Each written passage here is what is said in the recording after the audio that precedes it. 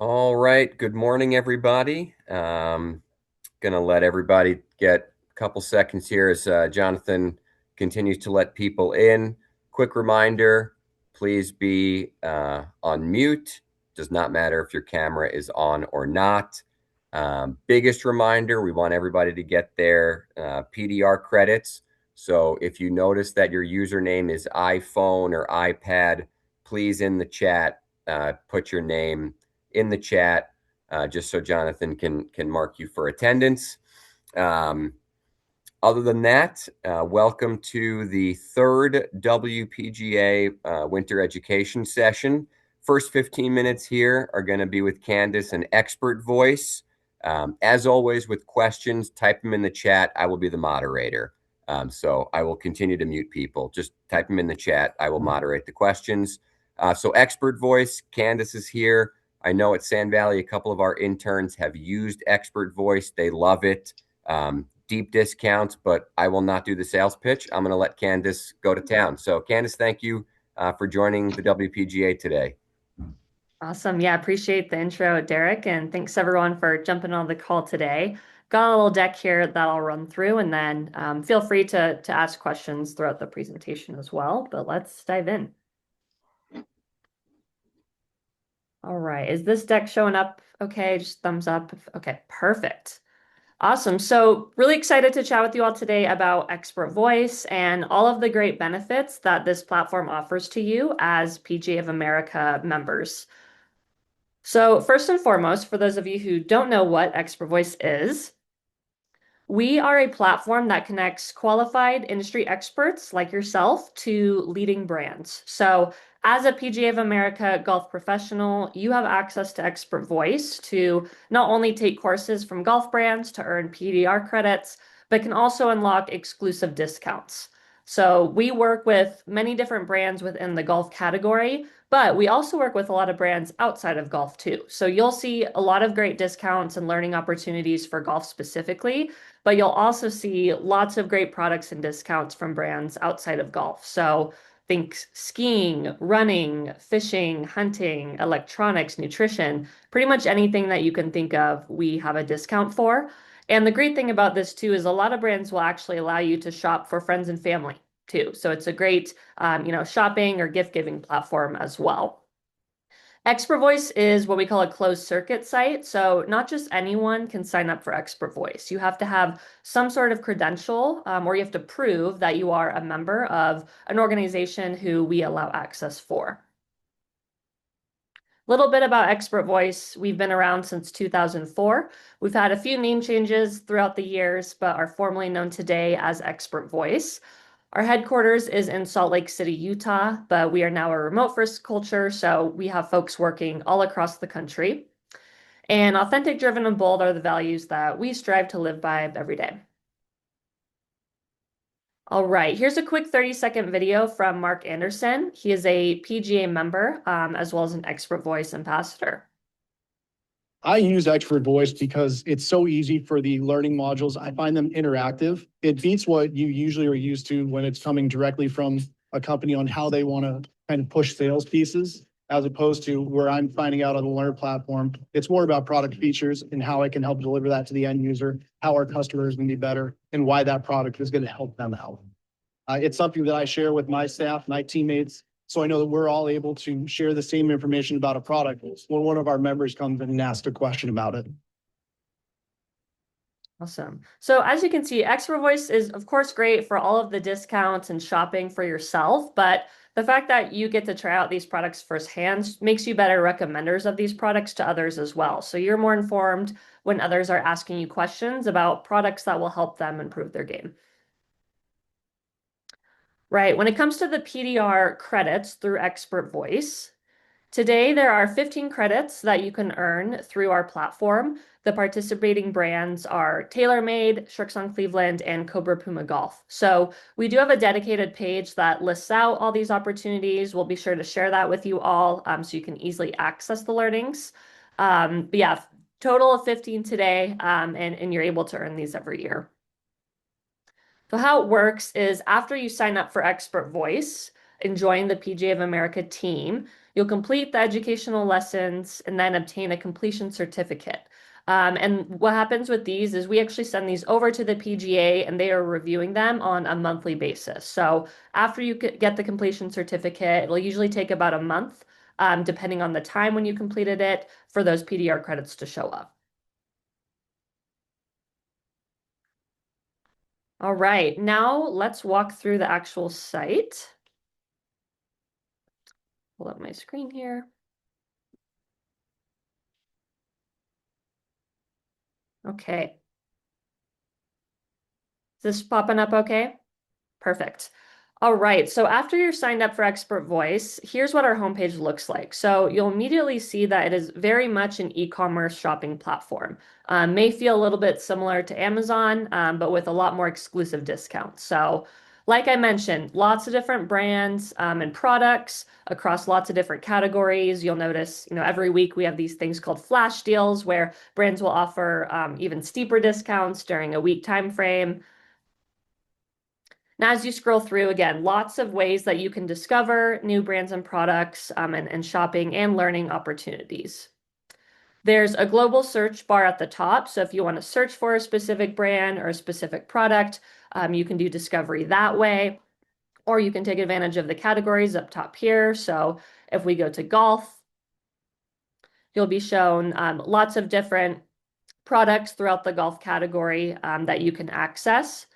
Most of these brands may require you to complete some type of training to unlock the discount, which is separate from the PDR credit. So PDR credit learning, that will live, separately. When it comes to unlocking discounts, you may be asked to complete additional education. Usually it's minimal, 1 or 2 quick lessons in order to unlock that discount. Some brands will allow you to check out directly through Expert Voice. Others, you may actually be redirected to the brand's own website and be given a discount code and check out through the brand site. So you'll notice a couple different ways to shop products. All right, and like I mentioned, lots of different products and categories here. Skiing, we got electronics, Garmin watches, Oura Ring, fishing products, again, all kinds of things. There's a lot that you can explore on our platform. And then let me jump now to the PDR credits page. So this is the landing page that I was talking about that will easily allow you to access the learnings. Again, we'll make sure that we share this out with you so you can bookmark it, save it. But as you go down this page, you'll be shown the different PDR credit opportunities from the different brands that we are partnered with. If you click on these, it will take you directly to the lessons that you'll need to complete. Oh, one sec. I'm going to need to log back in. Okay, let me pull that back up here. All right. So here I'm on TaylorMade's PDR Credit Learning. So as you scroll down, you'll see all the different lessons and the topics that the lesson will cover. It'll also give you the estimated runtime of each lesson to complete. So if you click into this, you'll see the lessons are very informative, well-structured, meant to make sure that you get the most out of the trainings. We work directly with the brands to put this content together. So very interactive. The brands put in a lot of work to make sure that you're the most informed you can possibly be. So again, we'll be sure to share out that PDR credits page so you can easily save it and come back to it. All right, and I can't see the chat right now. Just want to make sure, were there any questions that have come up yet? No questions have come up yet. Okay. If you have a couple more minutes, you can keep going for us. Perfect. That's great. Let me jump back to my presentation here. All right, now I want to walk through the sign-up steps so you know exactly what to expect as you go through this process. So if you are not yet signed up for Expert Voice, it'll be really easy and seamless to go through the sign-up process. You're welcome to sign up right now here with me on the call. That way, if you do have any questions, you can just directly ask them. If you are on your phone, or if you have your phone with you, you can scan the QR code and sign up through your phone. Or if you're on a desktop computer, you can just go to expertvoice.com/group/PGA of America. I would recommend going about it that way. Since you're already on your computer, it'll be a bit easier. So again, expertvoice.com/group/PGA of America. So that page will take you to here. This is what you'll see when you go through that landing page. This is a dedicated page for PGA of America golf professionals. You'll click join for free today as the first step. You'll be asked for your email address and then a password of your choosing, and then click join for free to continue on. You'll be asked for your first and last name. And then you'll see a page like this welcoming you to Expert Voice. You'll go ahead and click Get Started. And then this next step is going to be the most important. You're going to need to join the PGA of America team, what we call affiliating with the team. I'll call out here, you may notice this little blue banner at the top asking you to verify your email. You will need to do that at some point, but first I recommend to get affiliated with the PGA team. So when you click verify my affiliation, this is what you'll be asked for. All we need is your PGA member number. We work directly with the PGA to get a list of all of the PGA numbers. So once you sign up with your ID, you will be automatically approved. So once you share that, you'll just be asked for your position, whether you're an associate, a member, or a PGM student. Anybody with a valid PGA member ID number will be able to sign up for Expert Voice. After you do that, you will go back and be asked for verification of your email. So be sure to check your email inbox to get that verification code, come back and sign up with that code. That will be the next step. You'll then be asked to confirm your location. So typically, depending on where your computer is or your phone, the system will geocode to which state you are in. So you'll just be asked to verify your state. And then finally, we'll ask for your birthday. Expert Voice, you're only allowed to be 16 years or older to utilize the site. So legally, we need to make sure that you are of age to use the platform. And then that's it. You'll be officially in. You'll be able to shop hundreds of brands and discounts. You'll be able to earn PDR credits and discover lots of cool opportunities through our platform.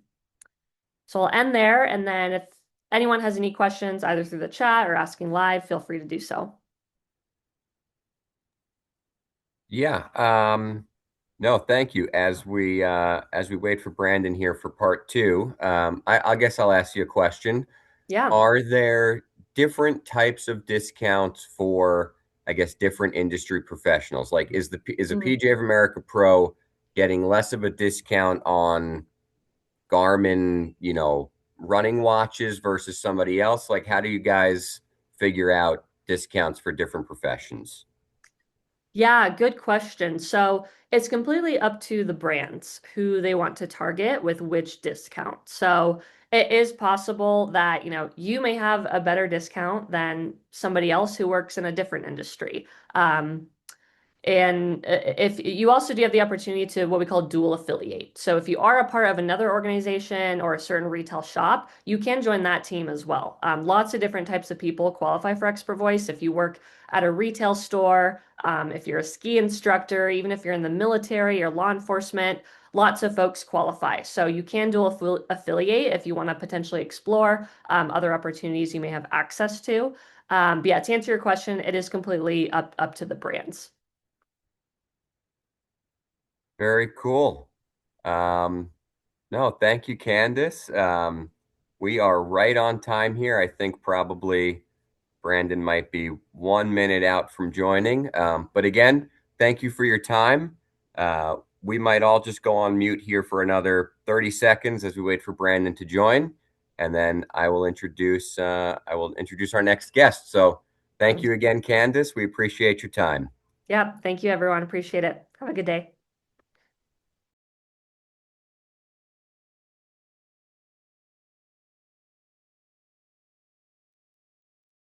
All right, so that was part one, guys and gals. Thank you so much for sticking around with that.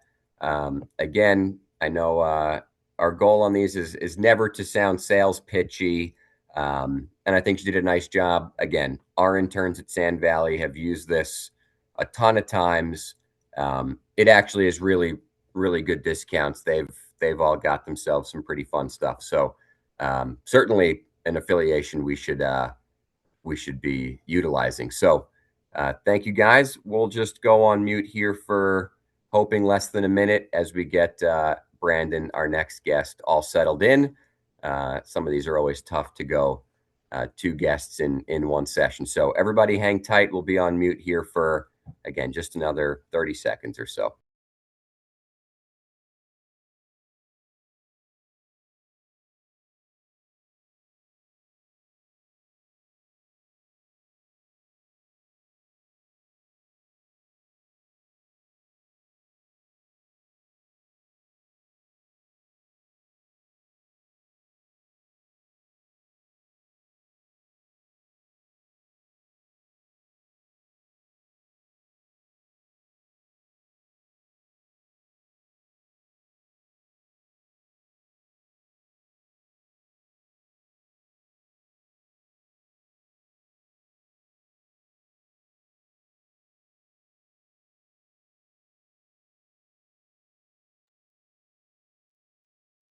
All right, so getting confirmation from Jonathan Stewart.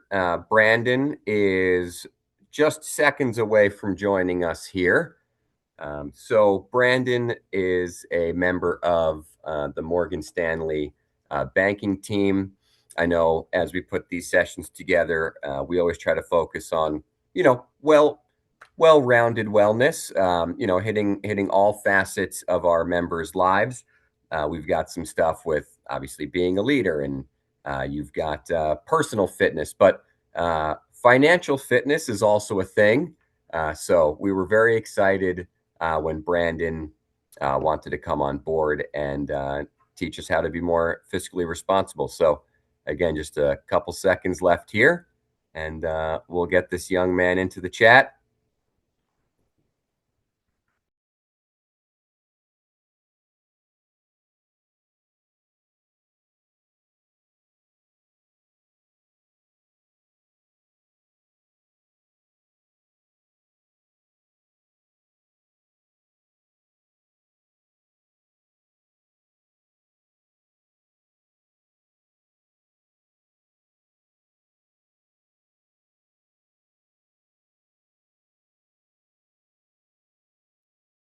Okay, we are in. Hey, there he is.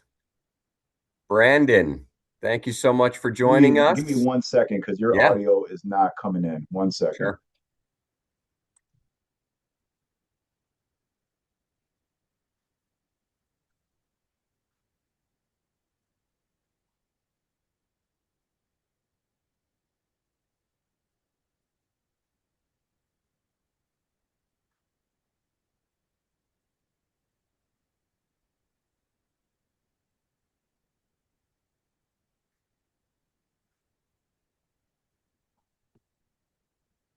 Oh,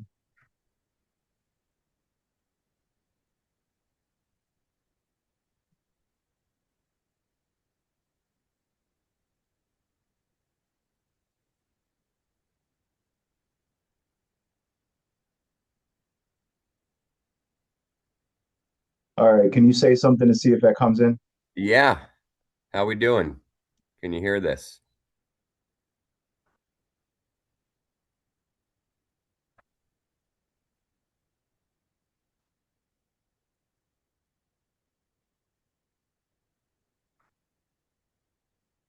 Oh boy. You can hear me though, right?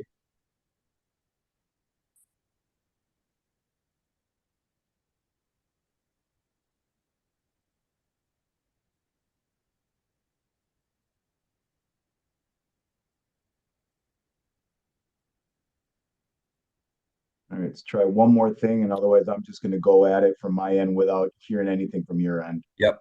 This will be one last test here for Brandon. One last test.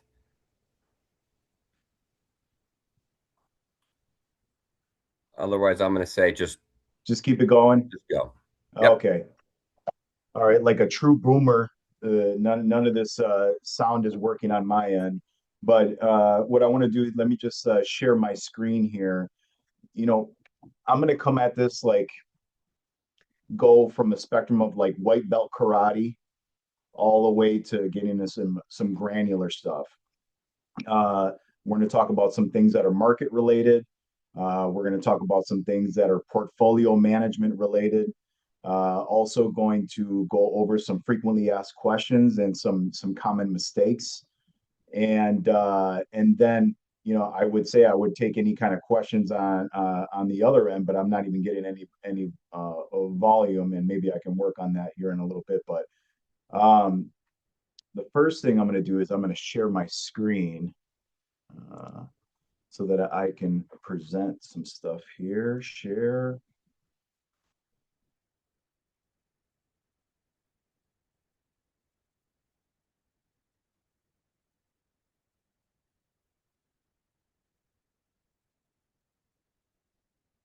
Okay.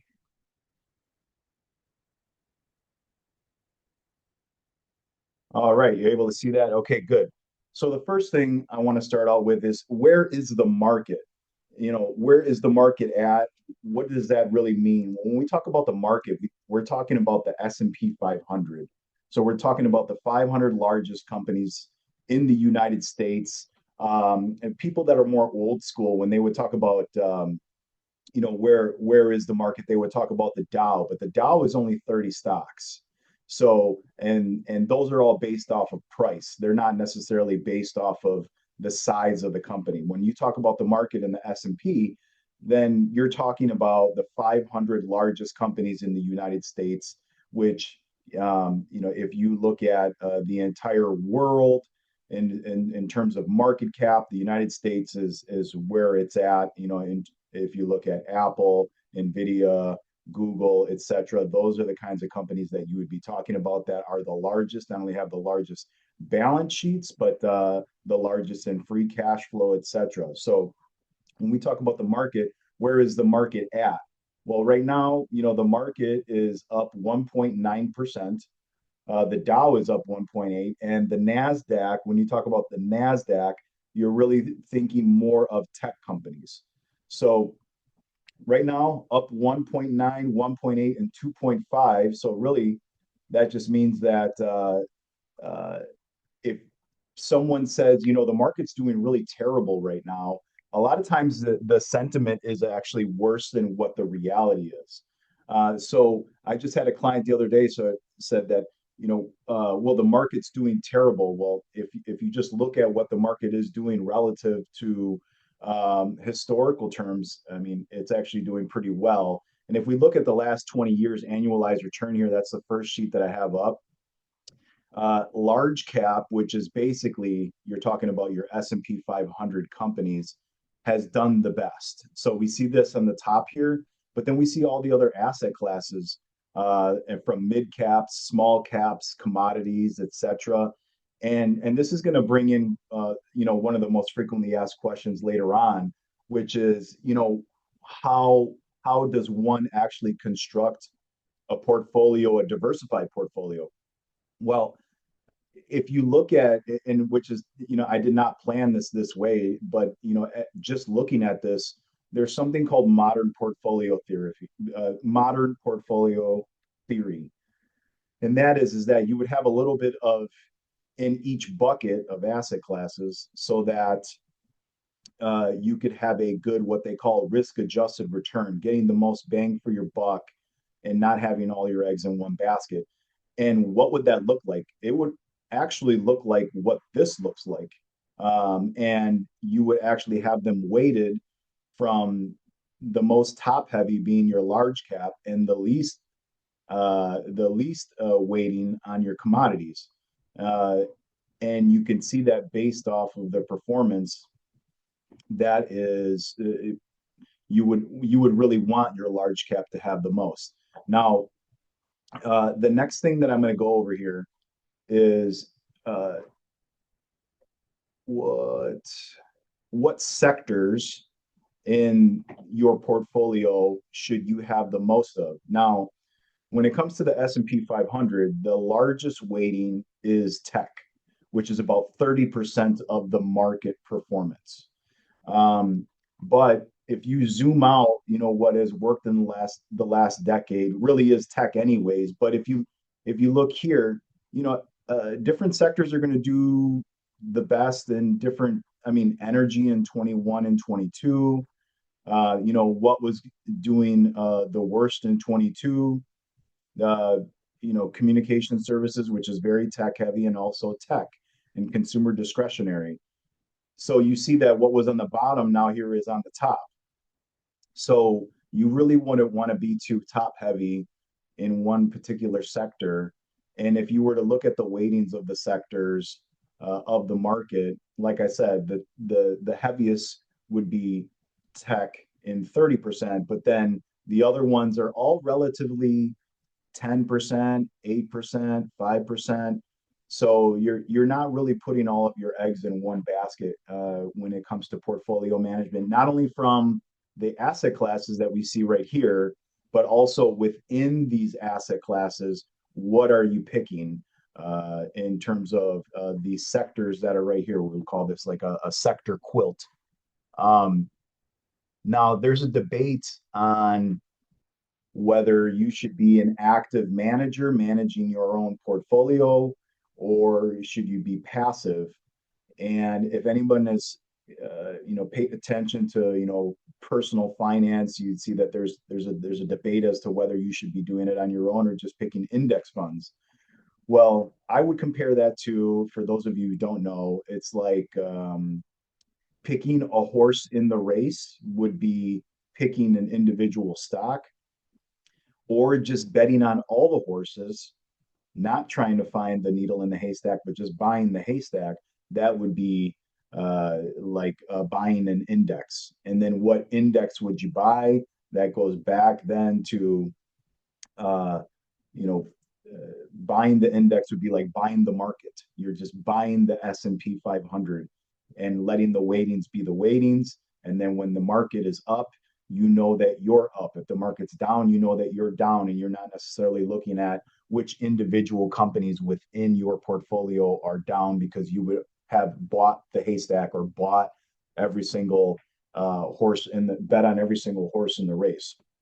So um, I would say that if you were going to do one or the other, um, the safest bet would be to passively invest and buy in the index. But that's not to say that you can't do both, and that if you were going to speculate on one individual company, I think you would want to do that with maybe 10 or 20% of your portfolio. So let's just say that you had $100,000, to use a round number.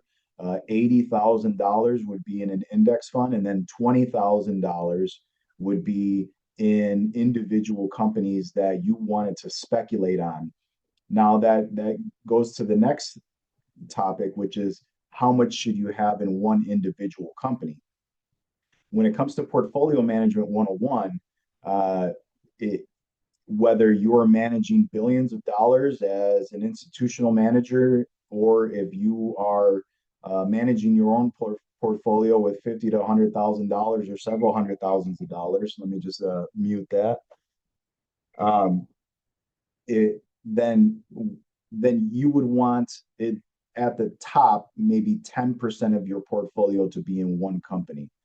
Now, the average size weighting of each company that would be in there would be anywhere between 2 and 5%. So 2 and 5%, if you're thinking about $100,000 portfolio, $2,000 to $5,000 in one company is really going to be the average of professional portfolio manager is going to have in one company. Now, if it floats up, and let's say it's an NVIDIA and it goes up, 2, 3 times, 10 times, then obviously it's going to be more than 10% of your it's going to be more than 10% of your portfolio. I'm just letting somebody in the Zoom meeting here.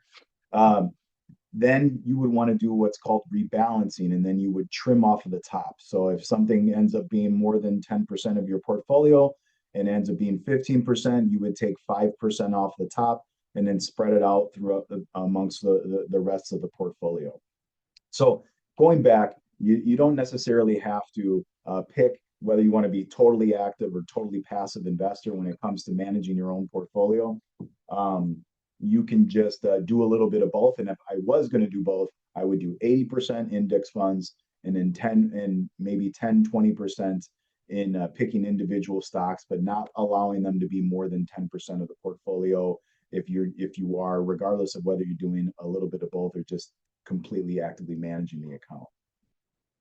So the next thing is I'm going to go over some common mistakes when it comes to managing your own portfolio or just personal finance in general. I'd say the number one thing that I see from clients is that they want to trade too much in the account. Say like a day like today, you would say, United Healthcare is down 19%, and you feel like now is a good time to buy United Healthcare.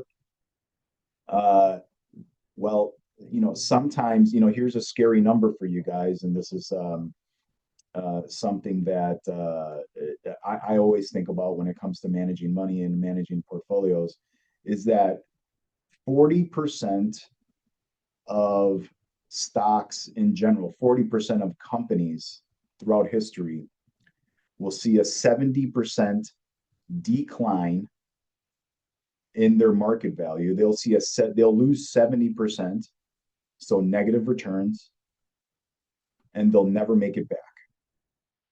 So 4 out of 10 companies will go down 70%. They'll have a 70% drawdown, and then you'll never make your money back.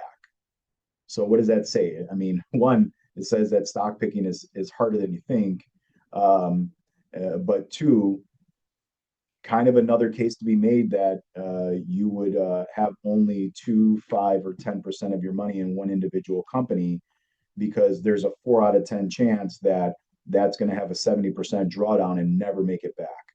And then if you were thinking that you were making a shrewd move in buying the dip as it was going down, there's a 40% chance that you're never going to see that money come back, and that's just dead money. So say that to say, trading a little too much, getting a little too cute, it can be a real big hindrance in a portfolio. And I would compare it to, gardening. If you're kicking up the dirt too much, doing too much, you gotta let your crops grow, let your plants grow. The second one would be concentrating sectors or positions. I just went over that. Again, 10% would be the most I would have in one individual company. And, if the market has 30% in tech, I wouldn't be 80% in tech. So looking at your sectors, you wouldn't want to concentrate too much. The next thing, concentrating too much on your investments in your working years. There's a cliche that I think is a good thing to remember for everyone, regardless of whether you're in finance or not, is that if your current job is making more than what your investments make, then you should be focusing on your job, because that's where all your earnings power is coming from. Now, if your investments are making more than your job, then you would focus more on your investments. But there are a lot of people that are not making more on their investments than they do in their job, and they focus way too much on their investments. And those are a lot of those people are the same people that are guilty of trading too much in the account, making emotional moves, making emotional moves. Speaking of emotional moves, here's a business cycle. You're looking at business cycles and what they have to do relative to who is president and who's in it, what administration is in office. As you can see, and maybe not see, I don't know how small or big it's coming up on your guys' end, but the returns really aren't that much of a difference, regardless of whether we have a Republican or Democratic party that's running the House, the Senate, or is the president. So Um, it's really going to go based off of the economic cycle. And if you look at the indicator here, you would see that it kind of just ebbs and flows with a cycle. It's going up, it's going down. So making trades on who is in office is ill-advised. I would advise against that, and I would bet on America and know that if you're still a consumer out there, that's ultimately going to help American companies and companies in general. Therefore, they're going to beat their earnings. And therefore, every 3 out of 4 years, you're going to have a positive market year. And so 75% of the time, your money is going up and your accounts are going up. And so I really wouldn't pay attention to who is in office. That brings up the next thing about not letting emotions get in the way. As you can see, the point of maximum opportunity is usually when you're the most depressed and scared. And a lot of times when you're in a state of euphoria, you you know, your Uber driver is probably telling you what company to buy, and everybody's an expert and everybody feels good. That's kind of the contrarian indicator of you know, what the market cycle looks like. And this one is on market timing can be costly. Um, if if you know, we go back to trading too much, a lot of people feel like when things go bad, that they should get out of the market and wait till the coast is clear until the dust settles. But if you take a look at this and we go back to 75% of the time the market's going up, um, because of several things. One is stock buybacks, two, dividends being paid back to the shareholders, three, companies having to beat their earnings. So if they beat their earnings, then that's going to be beating inflation. So that's why stocks are the best hedge against inflation. So if you're not participating in that, this is why this is a great chart for reminding us to not get out of the market. If you missed 90 of the best days in the market, you actually have negative returns. If you missed no days of the market, you have 10% returns. And so the reason that this is indicating best days is because the best days in the market are actually within, um, call it 2 weeks of the worst days. So right when you're, let's just, you know, I'm exaggerating, right when you want to puke because you're losing too much money, somewhere around the corner is going to be the best day. So if you're out of the market, your returns are going to be closer to the negative than the positive. So it's just a reminder to just have your money in play. And if you're not going to be using your money in the next, let's call it 3, 5, 7, 10 years, then I wouldn't. I would just have that in stocks and make sure that you're not taking money in and out. Uh, this kind of dovetails into what I was telling you about the S&P has gained in the long run despite the headlines. If you look at all these headlines, everyone kind of thought that, you know, the world was coming to an end. But if we extrapolate and look at the chart and zoom out, we see that, you know, the 3 out of 4 years positive returns remains true. Um, and we went over this already. And then U.S. equities, annual returns and drawdowns. So this is more of the same of, if you look at these dots at the bottom, this is actually what the market did within those years. And we see that the average intra-year drop is 14%. So somewhere within, let's call it this year, and every of the years, all the years that you see there, you're going to see the market go down 14% on average. And that's an average. Now, if these are the dots, what do the blue bars represent? What we ended the year at.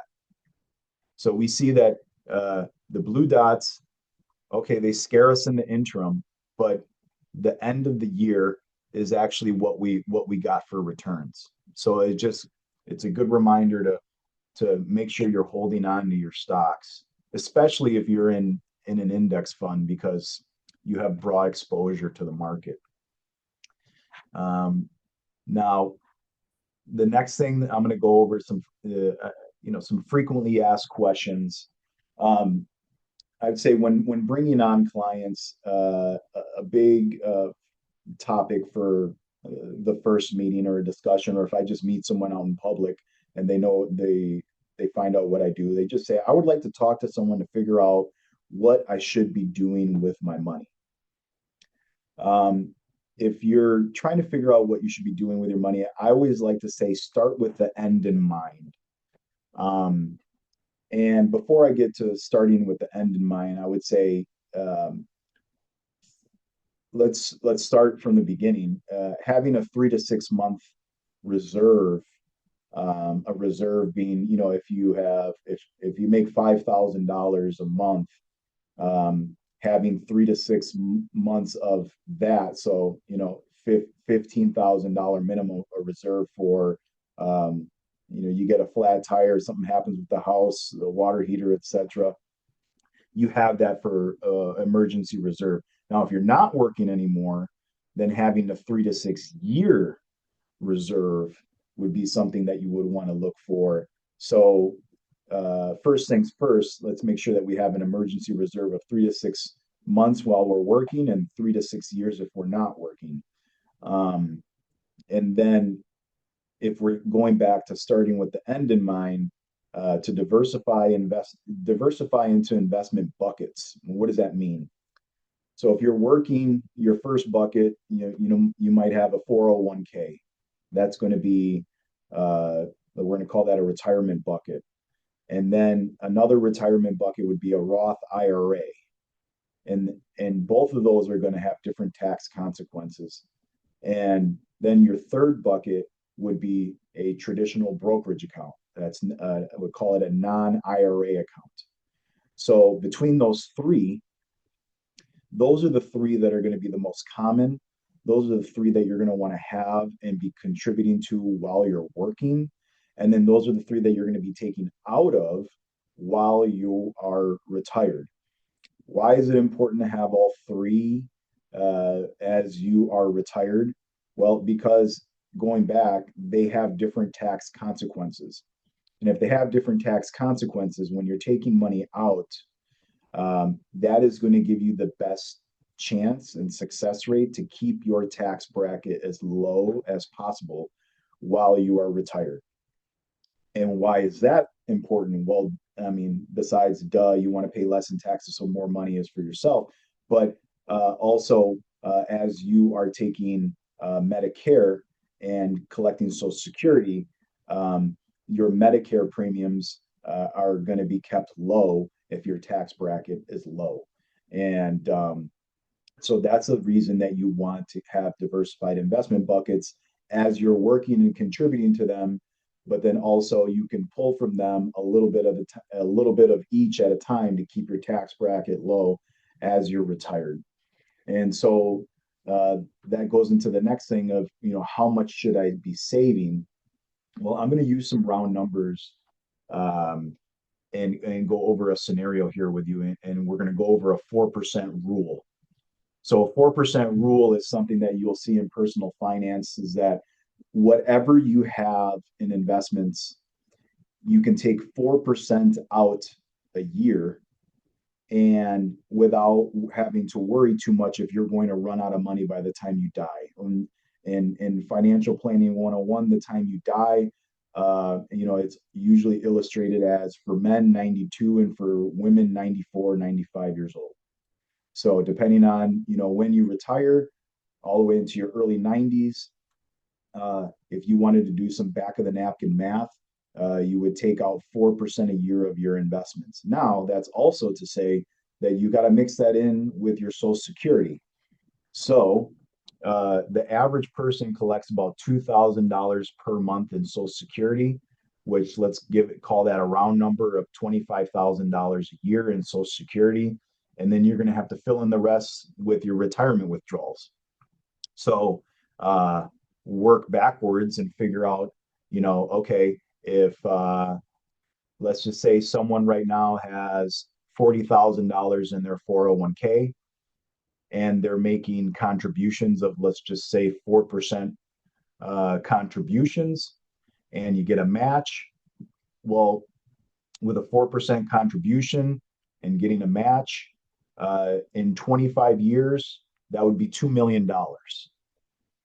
So, and then with that $2 million account, if you take 4%, you going back to that 4% rule, taking 4% out of your $2 million account is going to be $80,000 a year plus your $20,000 a year in Social Security. You're going to be collecting $100,000 a year in retirement.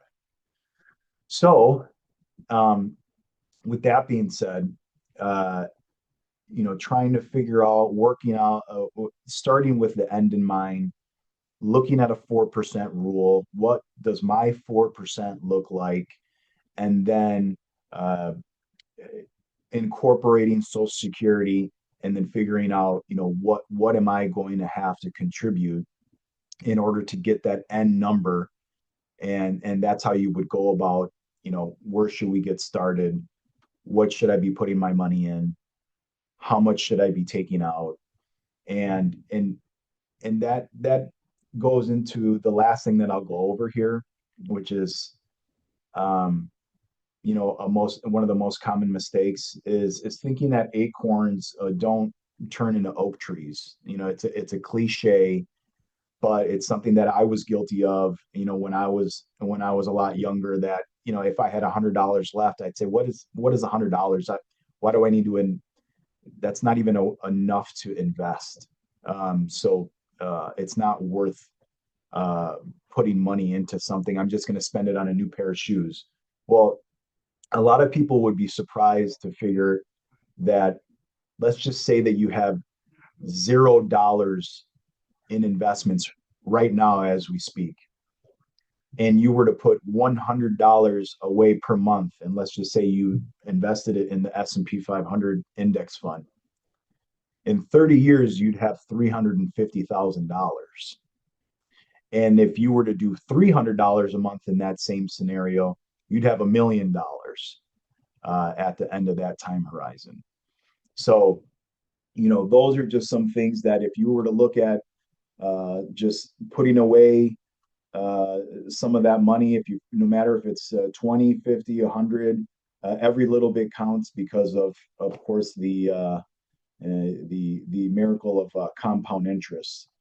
And so that I think I tried to cram as much as I could here, and I would say, shameless plug. Why choose us here and my team, myself, Vince Suter, and Mike Ward, our group here at Morgan Stanley. We are number one in terms of assets under management. We have $7 trillion in assets under management. Between the three of us, we have about $1.5 billion of assets under management. Our clients are ours, and you work directly with us. And so any kind of financial planning, portfolio management, we'll work with you wherever you're at, wherever you're started. And so even in more granular things in terms of estate planning and tax strategies, etc., we're happy to be a resource for whatever stage you're in. So that is my drinking out of a fire hose presentation here. And that's all I got, guys. That was awesome. Big thank you to Brandon. I know he probably can't hear me. I wish he could. Maybe you can, if anybody has a question in the chat, maybe he will he'll hear it, or he'll be able to see it. But otherwise, this was really cool. We want to thank Brandon, obviously, for his time. We'll share his email address if you need. That way, if you do have a question or you want to become his client, that'd be really cool. So we will make sure we definitely share that with everybody. I think that's all we have. We'll keep it pretty tidy. Brandon, one last chance if you can hear me or not. Okay, he cannot. Awesome stuff. Great virtual education session. We are going to end it right there, and that's it. Thank you, guys.